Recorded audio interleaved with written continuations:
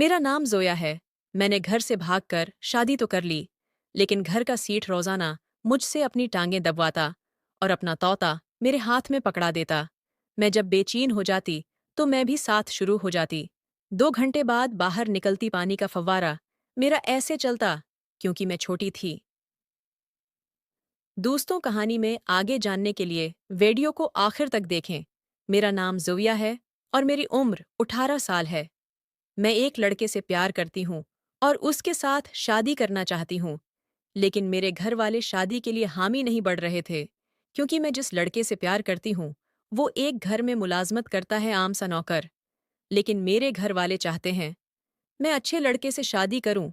मैं खूबसूरत लड़की थी।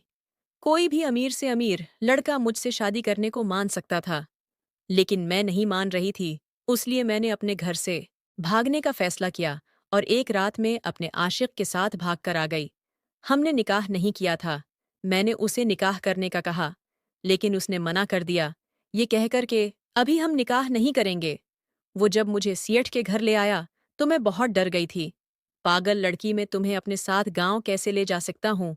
तुम और मैं कुछ दिन यूं नहीं रहेंगे, फिर निकाह के बाद वापस जाएंगे। मेरा अभी तक आई डी कार्ड नहीं बना हुआ था, इसलिए निकाह नहीं हो सकता था। मुझे मजबूर वहां रहना पड़ा।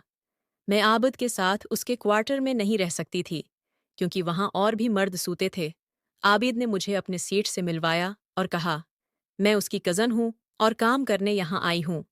मेरी खूबसूरती देखकर सीठ पागल हो गया और मुझे यहाँ रहने की इजाज़त दे दी और कहा, मैं उसके साथ ही घर में ही रहूं। उसने मुझे एक कमरा दे दिया। सेठ की इतनी मेहरबानियां देखकर मैं घबराने लगी थी। आबद ने मुझे सेठ के घर में रखने से मना न किया और अपने क्वार्टर में चला गया। तुम उम्र में कम लगती हो, सेठ ने मुझसे कहा। मैं तुमसे भारी काम नहीं करवाऊंगा। तुम ऐसा करो, मेरे साथ कमरे में आओ।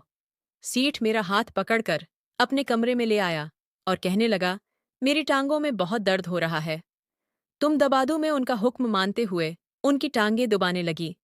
मैं टांगें दुबा रही थी कि सेठ ने अपना तौता बाहर निकाल लिया और फिर ये मेरे हाथ पर रख दिया और कहने लगे, उसे भी दबा दो, ये बहुत दर्द कर रहा है।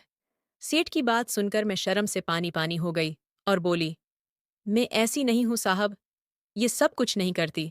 मैं उससे दूर जाकर खड़ी हो गई।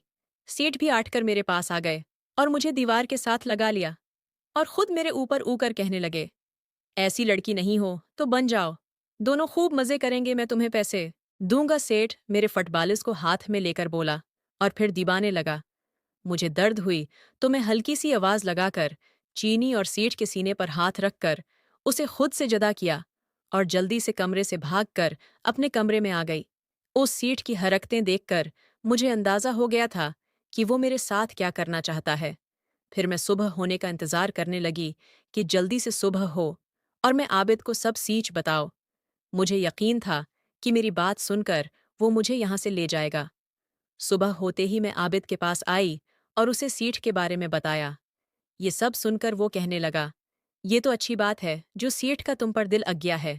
वो हर लड़की को घास नहीं डालता, वो जैसे चाहता है वैसा करो, फिर है हम दोनों बहुत अमीर हो जाएंगे। आबिद के मन में लालच उभरने लगा। उसकी बातें सुनकर मीर अदल टूट गया और मैं रोने लगी और आबिद को कहा, तुम बहुत घटिया इंसान निकले हो, चंद पैसों की। प्यारे दोस्तों, ये कहानी बहुत ख़ास है और अगर आप इसको मज़ीद सुनना चाहते हैं तो मेरी उस वीडियो पे कमेंट्स कर दें, ताकि आपको मज़ीद उस कहानी का अगला पार्ट मिल सके।